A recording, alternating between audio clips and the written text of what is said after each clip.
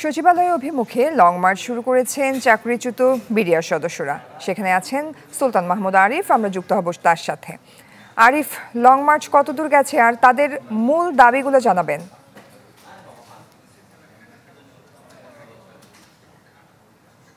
সকাল থেকে তারা অবস্থান নিয়েছেন এবং গতকালও তারা অবস্থান করেছেন বিডিআর সদস্যরা। অর্থাৎ গেল 16 বছর ধরে যারা নানাবিধ কারণে চাকরি হারিয়েছেন, বিশেষ করে পিলখানা হত্যাকাণ্ডের যে বিষয়টি, সেই বিষয়টির কারণে যারা চাকরি হারিয়েছেন সেই সদস্যরা মূলত এখানে একত্রিত হয়েছেন এবং তাদের সাথে আমরা কথা বলে যতটুকু জানতে পেরেছি তারা বলছেন প্রায় 18,000-এরও বেশি বিডিআর সদস্যরা চাকরি হারিয়েছেন। তারাই মূলত 8 দফা দাবি নিয়েই আজকে শহীদ মিনারে সকাল থেকে অবস্থান নিয়েছেন এবং গতকালকেই আজকে 12টা পর্যন্ত একটি আলটিমেটাম তারা দিয়েছেন যে আজকের 12টা পর্যন্ত, 12টার ভিতরে যদি তাদের যে 8 দফা দাবি সেটি পূরণ করা না হয় তাহলে তারা সচিবালয়ের মুখে লং মার্চ করবেন। সেই 8 দফার মধ্যে তাদের প্রধানতম দাবি হচ্ছে তাদের যে চাকরিতে পুনর্বহাল করা, অর্থাৎ চাকরিতে পুনর্বহাল করতে হবে এবং যারা শহীদ হয়েছেন তাদের সেই বিচার করতে হবে।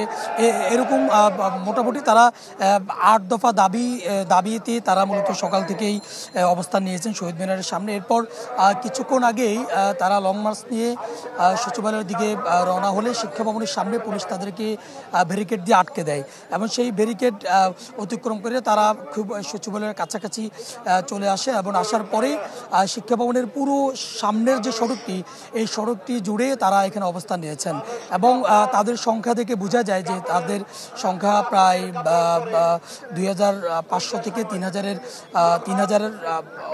বেশিও হতে পারে এই সংখ্যাটি এবং তারা এখানে অবস্থান নিয়েছেন।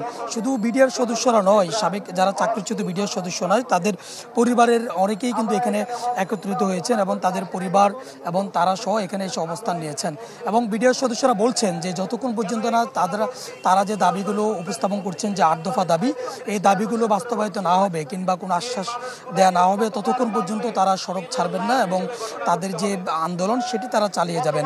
এবং আপনি জানেন যে 5 আগস্টের পরে যেই আন্দোলনগুলো, যে দাবিগুলো এবং যে আন্দোলনগুলো খুব বেশি প্রচার হয়েছে, খুব বেশি জোরালো হয়েছে, তোর মধ্যে অন্যতম হচ্ছে বিডিআর হত্যাকাণ্ডের যে বিষয়টি সেটি এবং বিডিআর হত্যাকাণ্ডের দায়ে যারা জেলখানায় ছিলেন তাদেরকে মুক্ত করার যে বিষয়টি, সেই বিষয়টি সবচেয়ে বেশি আলোচনায় এসেছে এবং এরই প্রেক্ষিতে প্রায় 250 জনের মতো কিংবা 250 জনের অধিক বিডিআর সদস্যরা কিন্তু ইতিমধ্যে জামিনে মুক্তি পেয়েছেন এবং যারা বাইরে আছেন তাদের পরিবারের সদস্যরা বলছেন এবং এখন পর্যন্ত যারা জেলখানায় আছেন তাদের পরিবারের সদস্যরা এখানে উপস্থিত হয়েছেন। তারা বলছেন যে তাদের স্বজনরা জেলখানায় বিনা চিকিৎসায় এখন পর্যন্ত তারা মৃত্যুর দিকে ধাবিত হচ্ছেন এবং অনেক বিডিআর সদস্যরা কিন্তু ইতিমধ্যে জেলখানায় কিন্তু মারাও গিয়েছেন এবং সব মিলিয়ে তারা বলছেন যে